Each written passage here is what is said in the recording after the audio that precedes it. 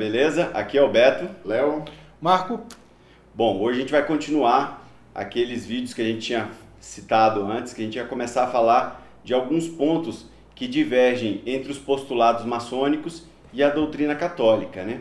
É um texto muito bacana que a gente achou do bispo católico Carlos José Boaventura Koppenberg.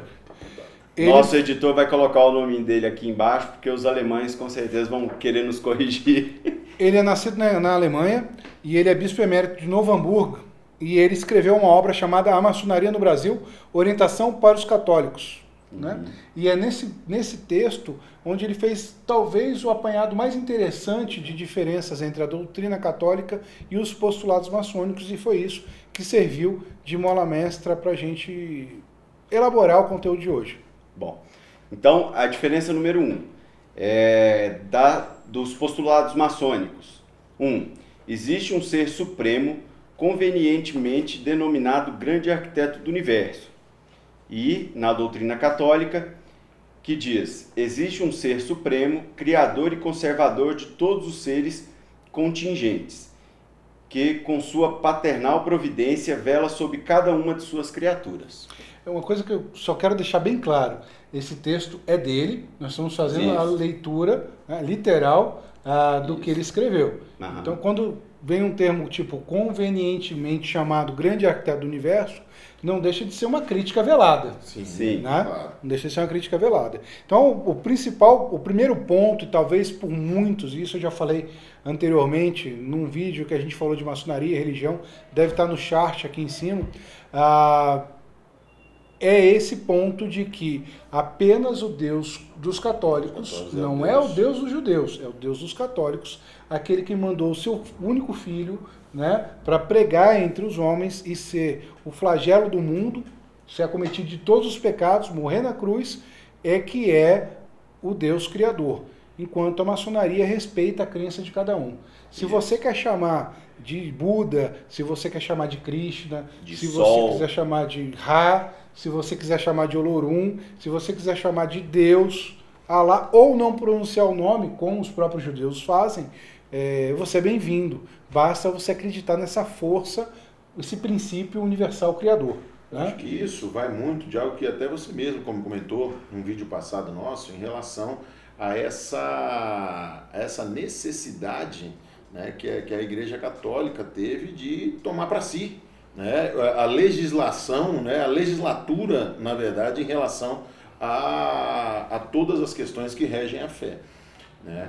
E eu vou além, não só a fé, mesmo, não só a fé, mas toda a legislação do universo. Porque a partir do momento que ela pega desde a sua criação... Ela pega tudo. Fato. Pega tudo. Fato. Ela pega a criação do universo, ela pega a criação do mundo, a criação do homem, a criação do próprio pecado, Sim. Né? A redenção desse pecado a posteriori e a vida eterna pós-apocalíptica. O pecado e o perdão. Isso. Né? Isso. E aí você vem para uma ideia totalmente libertária, como essa, de que o principal ponto de que se trata a fé, que é a fé em que você pega uma ordem que, não vou colocar se contrapõe, mas complementa aquela sua visão de um ser com o nome que você dá, e dá liberdade total às pessoas de acreditarem nele da forma como a sua fé disser que é para você acreditar, tá na cara que ela ia ser contra. Não ia dar legal, né? Bom, número 2. Postulado maçônico. Para conhecimento da natureza íntima do Ser Supremo, a razão humana permanece entregue às suas próprias luzes e forças naturais. E segundo a doutrina católica, para o conhecimento da natureza íntima do Ser Supremo, a razão humana, entregue apenas às suas próprias luzes e forças naturais, é radicalmente insuficiente. Foi por isso que o próprio Deus, principalmente por seu Filho unigênito, Jesus Cristo, se dignou de falar sobre si aos homens. Esse ponto aí, eu achei muito interessante na hora de pegar. O fato é o seguinte, é exatamente aonde a maçonaria se pega. A maçonaria, ela coloca exatamente o maçom como responsável pelas suas atitudes, pelos seus atos e pelo seu melhoramento. Eu vou além, não só o maçom, o homem. O homem em si, exato. A maçonaria, ela pega a filosofia humanista. O Isso. homem é o centro da ação e ele é responsável por todos pelos os seus atos. O que é muito interessante, que na visão católica, o homem é responsável pelos seus atos se desobedece a Deus. Sim. É Se só não, aí se que tivesse- senão é Deus que está... Nenhuma folha cai da árvore se Deus não quiser. Mas se o cara arrancar, ele pecou. Ele pecou. Sabe? Mas bom, aí, você sabe que eu acho que tem um outro ponto interessante aqui, que é o seguinte, na hora que fala em relação à doutrina, você vê que, da forma como você estava colocando, se o homem for contra, ele está errado. Mas, na verdade, quem vai determinar se a ação dele foi uma ação contrária ou não, é um outro homem. Que vai ter o poder só que sobre assim, ele nesse sentido, né? A interpretação geral da igreja é que tudo que o homem faz já está determinado por Deus. Então, se eu pequei ou não pequei, já estava determinado. Mas você tem né? um juiz. Eu Pois acho que é. essa é a grande questão. Você tem um juiz que é um outro homem um juiz pré-juízo final. Sim, você vai ter o juízo final Primeira depois instância. pelo maior juiz, mas você tem primeira instância. Você tem primeira instância que o cara vai pegar e determinar para ti ali. A tua penitência... Inclusive ele vai determinar se a sua ação foi pecado ou não, baseado nos conhecimentos dele, e ele vai resolver como perdoar isso ou não. Né? Eu acho que essa é a grande questão. E volto a colocar E a aqui, natureza do pecado, se ele é sim, leve, se ele é leve, se ele é médio, brando, e tal. E uma coisa que é importante que isso não é uma crítica à forma como a Igreja Católica faz, é apenas um comentário de como ela faz. E a diferença entre essa posição deles e a posição que a maçonaria enxerga, que é de quê? Você é responsável pelos seus atos, ponto. Sejam eles de acordo com os postulados do livro da lei, ou não. Se ele estiver de acordo, a recompensa é sua, parabéns. Né? Nós temos uma paramaçônica que fala muito em relação à recompensa, que são as filhas de Jó. Recompensa. Você vai trabalhar em cima da sua fé, você vai trabalhar e você vai ter sua recompensa. Agora, carregue seu pacote, né? A semeadura é livre, a colheita nunca, né? E o que eu acho mais interessante é que essas leis a Igreja Católica atribui aos mandamentos deixados por Jesus Cristo durante sua passagem pela Terra. Você procura na Bíblia, você vai estudar e você não vê muitos mandamentos. Amar o próximo como a ti mesmo e a Deus sobre todas as coisas. Ponto.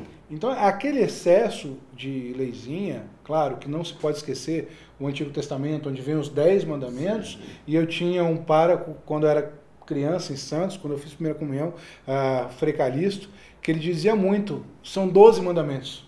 São os 10 históricos do Antigo Testamento, mais os 2 de Jesus Cristo. Se você seguir isso, meu filho, você dificilmente vai pecar. Vai fundo, exatamente. Ele falava isso pra gente ainda. É a lei. Né?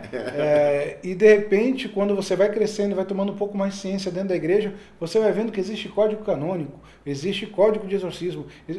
É um tanto de lei que você não está preparado, porque fundamentalmente não está na nossa Bíblia aquilo daquela maneira. A Bíblia, na verdade, ela conta relatos históricos, ela conta como funcionavam as coisas. Você tinha hábitos para isso durante a passagem de Jesus na Terra, que eram os fariseus, né? Eles eram, e no meu entendimento, Jesus Cristo vem até para contrapor isso.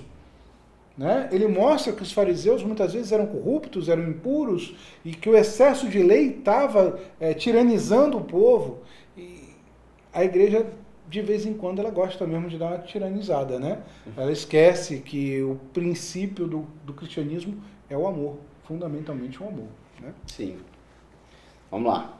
Terceiro ponto, dos postulados maçônicos, segundo o bispo Carlos José Boaventura Kloppenburg. Esse eu acho o básico, e eu acho que esse é o principal que a Igreja Católica, não a atual, mas principalmente a Igreja Católica histórica dos anos de 1700, esse foi o que ela não conseguia aceitar. Segundo os postulados maçônicos, é sagrado e inviolável em todo indivíduo humano o direito de pensar livremente.